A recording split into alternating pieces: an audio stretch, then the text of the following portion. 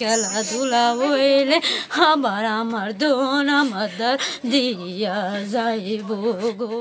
বাড়ির উঠান থেকে শিশুকে টেনে নিয়ে গেছে শিয়াল। ঝোপের মধ্যে মিলেছে ক্ষতবিক্ষত মরদেহ। 2 বছরের হুমায়রাকে হারিয়ে পাগল প্রায় তার পরিবার। হৃদয় বিদারক এই ঘটনাটি ঘটেছে কিশোরগঞ্জ সদরের রাজকুন্তি পুথিপাড়া গ্রামে। হুমায়রার মা চায়না আক্তার জানান, সোমবার সন্ধ্যায় মেয়েকে তার চাচার ঘরে রেখে আসেন তিনি। কিছুক্ষণ পর মাকে ডাকতে একাই বেরিয়ে আসে শিশুটি। তারপর থেকেই সন্ধান মিলছিল না।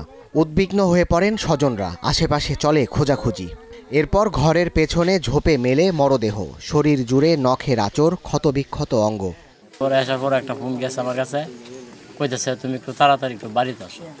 আইসি আপনার ফোনই যায় আমার মেয়ের আপনি সেরা কামড়া খাইছে। আমার মারে কেমনে কামুদা জানিছে গো। 3 ভাইয়ের 1 বোন ছিল হুমায়রা, তাই তাকে ঘিরে আনন্দ উচ্ছ্বাস ছিল পরিবারটিতে।